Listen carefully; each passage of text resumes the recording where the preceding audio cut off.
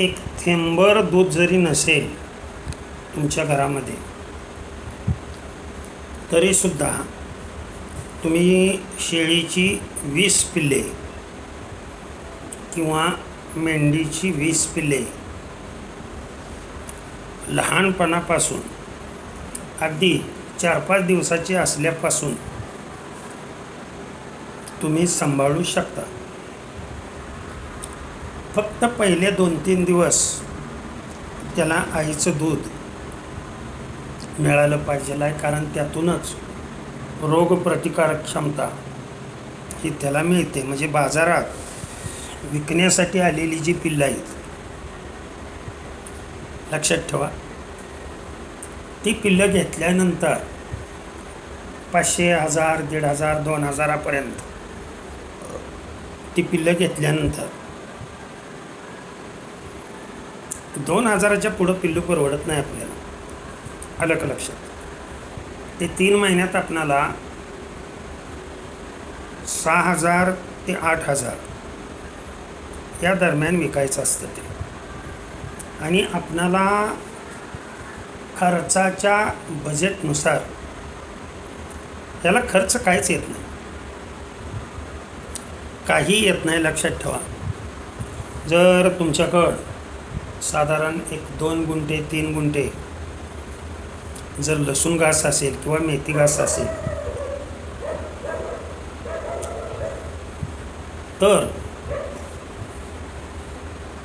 तर म्हणतोय, नसेल यातलं काहीच, जमीन बी नाही, तरीसुद्धा तुम्ही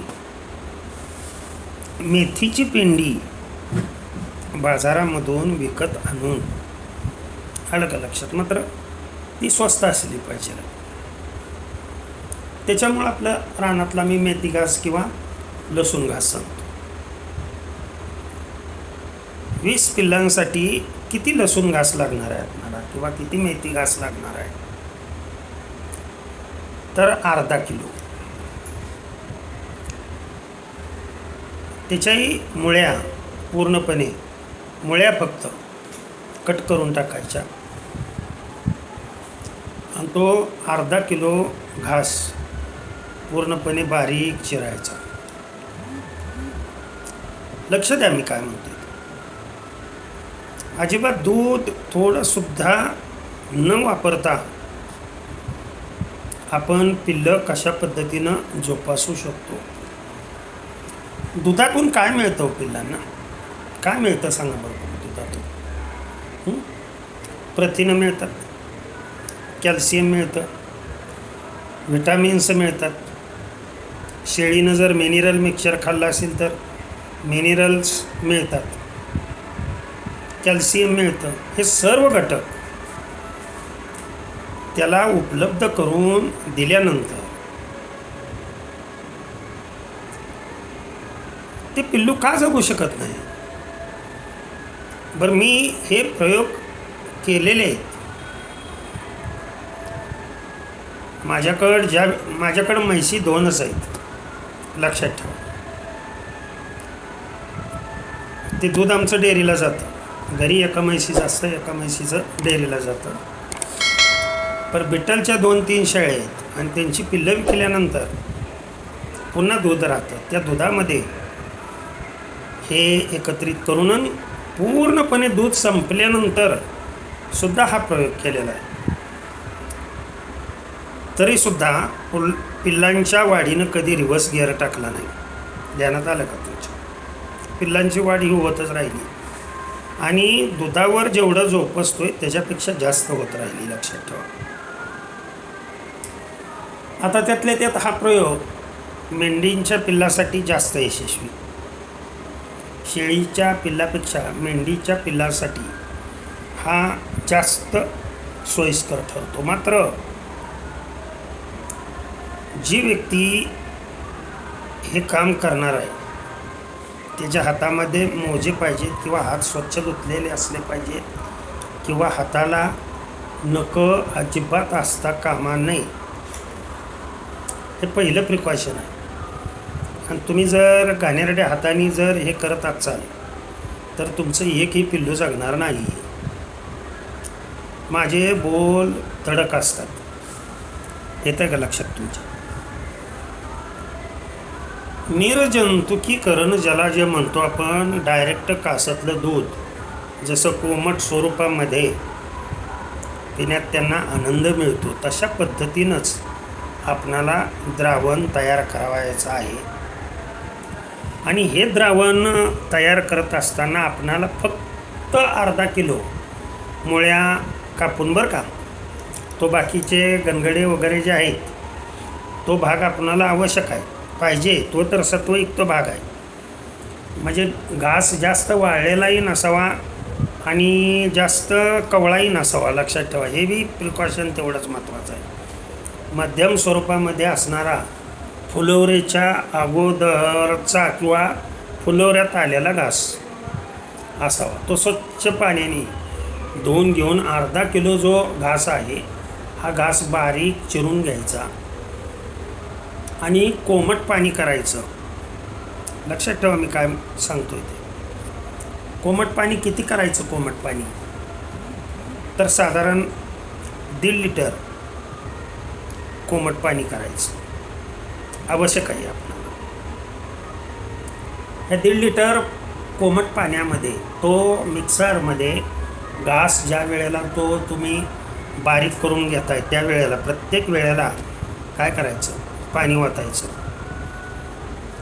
त्या बारीक करत असताना आणि ते पाणी गाळून घ्यायचं. पुन्हा पाणी ओतायचं. ते 1.5 लिटर पाणी संपेपर्यंत सगळा घास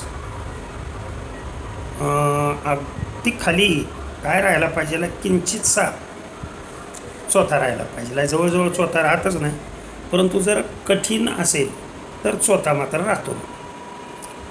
परंतु मिक्सरमध्ये हे स्वच्छ 1.5 लिटर पाण्यामध्ये हे मिक्सरमध्ये बारीक करून घेऊन ते 1.5 लिटर रस काढलेला कोमट स्वरूपातील रस तो एका बाजूला ठेवून द्यायचा. आणि सायंकाळीच काय करायचं, एक 5 ते 6 तास अर्धा किलो शेंगदाणा पेंड. किती किलो सांगितली मी? फक्त अर्धा किलो शेंगदाणा पेंड 1.5 किलो पाण्यामध्ये भिजत ठेवायची. म्हणजे आणि ती सकाळी त्या पाण्यामध्ये, लक्षात ठेवा, थंड होता कामा नये, गरम पाण्यामध्ये. त्यामुळे तर हे करायची म्हणतो मी, कालवायची अशी पूर्णपणे. आणि जर समजा खूप थंड झालेलं असेल तर थोडंसं कोमट होईपर्यंत ते तापवायचं. ती अर्धा किलो भिजलेली पेंड आणि ही 1.5 लिटर या खपरी पेंडीचं किंवा शेंगदाणा पेंड्याचं पाणी हे त्या 1.5 लिटर मेथी घासाच्या पाण्यामध्ये ओतायचं. म्हणजे एकूण किती झालं? 3 लिटर झालं. आता पुढं काय करायचं पहा. हे 3 लिटर एकत्रित केल्यानंतर याच्यामध्ये एक 2 कप किंवा आणखीन एक महत्त्वाची गोष्ट सांगतो तुम्हाला. ज्या वेळेला तुम्ही रस काढताय, कशाचा रस काढताय तुम्ही? ह्याचा. त्याच वेळेला तुम्ही जर हे मी सांगतोय ते केलं तर पुन्हा डबल करावं लागणार नाही. रस काढतानाच काय करायचं, एक साधारण 20 ग्रॅम गूळ. किती ग्रॅम म्हणतोय मी? 20 ग्रॅम गूळ. नसेल तर 20 ग्रॅम खडीसाखर. लक्षात ठेवा, गूळ किंवा खडीसाखर हे त्याच्यामध्ये बारीक करून त्या पाण्यामध्ये द्रावणीय केली तरी चालू शकते. किंवा इकडं जे तुम्ही 1.5 लिटरमध्ये तुम्ही भिजत घालताय पेंड, त्याच्यामध्ये जरी गूळ टाकला तरीसुद्धा चालू शकतं. आणि फक्त 20 ml यामध्ये उपलब्ध तुमच्याकडं असेल तर, नसलं तरी चालतंय, काय ते पाहिजेच असं नाही आहे.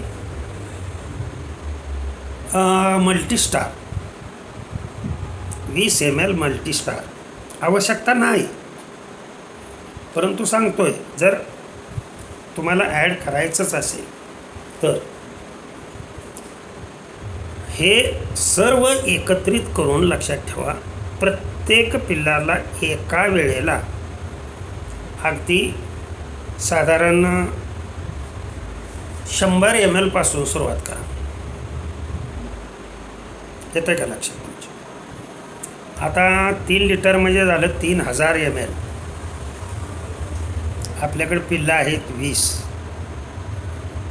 अगदी प्रत्येक पिल्लाला तुम्ही 150 ml हे तुम्ही पाजू शकता. एवढं दूधसुद्धा त्याला कासेतून मिळत नाही. एवढी व्हिटॅमिन्स, एवढे स्निग्ध पदार्थ, एवढे कार्बोहायड्रेट्स, एवढे प्रोटीन्स हे त्याला आईच्या दुधातून सुद्धा मिळत नाहीत. ध्यानात आलं का तुमच्या? कोमट स्वरूपामध्ये कशासाठी करायचं आहे? कारण आईचं दूध पिताना ते कोमट असतं, लक्षात ठेवा, थंड नसतं. त्याच्यामुळे एकदा की त्याला चव सापडली की मग तुम्ही हे महिनाभर हे 150 ml ठेवून टाकायचं. दुसऱ्या महिन्यात 200 ml करायचं. नीट लक्ष द्या मी काय म्हणतो ते. 250 ml करा. त्याला जर पचनी जशा पद्धतीनं पडेल तशा पद्धतीनं. बरं, ह्याला काय जास्त खर्च नाही आहे. एका पिल्लाला दररोज 1 रुपयासुद्धा खर्च येत नाही. तुम्ही करून पहा. 1 रुपयासुद्धा खर्च येत नाही जर तुम्ही व्यवस्थितरित्या कॅल्क्युलेशन केलं तर. मग आपणाला हे 3 महिने करायचं आहे. मात्र तुमच्याकडं त्यांना चारा असणं आवश्यक आहे. दुधाचा प्रश्न मिटवला, परंतु चाऱ्यामध्ये आता काय असलं पाहिजे नाही तर एक हरभरा चुनी लक्षात ठेवा, नाहीतर तूर बुसकट, नाहीतर आपलं हे शेवगा, सुबाबळ प्रमाणात सुबाबळ असली तरी चालेल. वाजवीपेक्षा सुबाबळ तुम्ही वापरली की लक्षात ठेवा अंगावरली केस जायला सुरुवात होते. हे तुमच्या आता नाही लक्षात येत. पुढं हळूहळू मग ते नुसतं प्रोटीनियस फूड देऊन तब्येतही सुधारत नाही, मात्र केस अंगावरली चाललेली दिसतात. आणि त्याच्यामुळे या महत्त्वाच्या सूचना मी तुम्हाला सांगतोय. अशा पद्धतीचा दुधाचा एक थेंब नसताना सुद्धा तुम्ही ती पिल्लं व्यवस्थितरित्या जोपासू शकता. आता पहिल्या 5-7 दिवसामध्ये, महिन्यामध्ये, दुसऱ्या महिन्यामध्ये, तिसऱ्या महिन्यामध्ये काय ट्रीटमेंट करायचं की जेणेकरून तुमची पिल्लं व्यवस्थितरित्या त्यांची वाढ झाली पाहिजे. हे पुढच्या व्हिडिओमध्ये कोणत्या तरी एका चॅनलवर, 3-4 चॅनलपैकी कोणत्या तरी एका चॅनलवरती ते तुम्हाला पाहायला मिळेल. तर असं दूध तुम्ही तयार करून सुद्धा एकदम 20 पिल्लं घेऊ नका. तुम्ही प्रॅक्टिकली अगोदर 5 पिल्लांपासून बाबा आपल्याला कसं होतं 1 पिल्लू आणा. येतं आहे का लक्षात? 1000-1500चं 1 पिल्लू आणा आणि त्याच्यासाठी हा प्रयोग करून बघा. म्हणजे तुमची खात्री पटेल. आणि खात्री पटल्यानंतर मग मी बोलतोय त्याचा विश्वास पटेल तुम्हाला की खरोखरच आपण करू शकतोय का नाही ते. मात्र एकदम मोठं पाऊल उचलून एका पिल्लावरती प्रयोग करून बघा तुम्ही. आणि तुमच्या घरच्या पिल्लावरती अगोदर प्रयोग करून बघा.